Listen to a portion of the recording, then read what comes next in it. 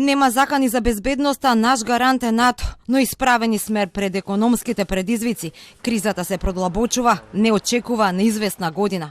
Ова го порача премиерот Ковачевски во неговото вонредно обраќање до јавноста, прво по избивањето на воениот конфликт во Украина.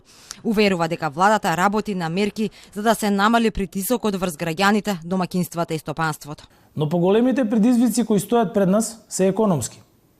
Поради воените действија на Русија против Украина, глобалната енергетска и економска криза сега се продлабочува. Не очекува неизвестна година, каде економијата во Европа и светот ќе претрпи штети.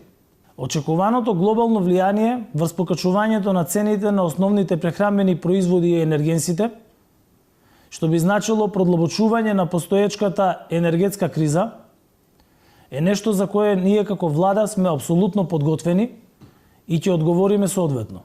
Ковачевски рече дека ги покачила платите, ќе се покачат пензиите и финансиски ги поддржуваат компаниите и се тоа ќе продолжат. Потенцираше дека нашата изложеност кон руската и украинската економија е мала. Тие не се присутни во финансискиот сектор, а странските инвестиции оттаму се под 1% од вкупните. Тој испрати и порака до институциите, одговорно да ги трошат државните пари и ефикасно да работат, за да се амортизираат негативните последици од кризата. Опозицијата пак побара од власта да објасни што конкретно ќе презема за да се спречи покачувањето на енергенсите кои директно ќе удрат по стандардот на граѓаните и стопанството. И обвини власта дека не презема ништо, додека земјите од регионот веќе преземаат мерки. Нема никаква дополнителна набавка на стокови резерви во состојба кога целиот регион, повторувам, целиот регион посветува внимание на оваа тема.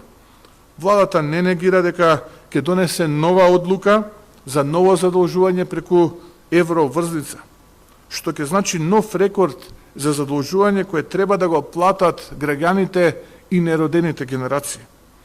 Енергетската криза не чинеше досега повеќе од 200 милиони евра, висок износ на средства кои можеше да се искориста за справување со инфлацијата, за соодветен раст на пензиите и платите. И прогнозите на светските економисти се дека поради руско-украинскиот конфликт глобалната економија би можела да доживее голема криза, предупредуваат на опасност од нагло зголемување на инфлацијата и рецесија. И домашните прогнози се дека цените на енергенсите и храната ќе растат, а најголемиот цех од оваа нова криза ќе го платат граѓаните преку намалување на нивниот животен стандард.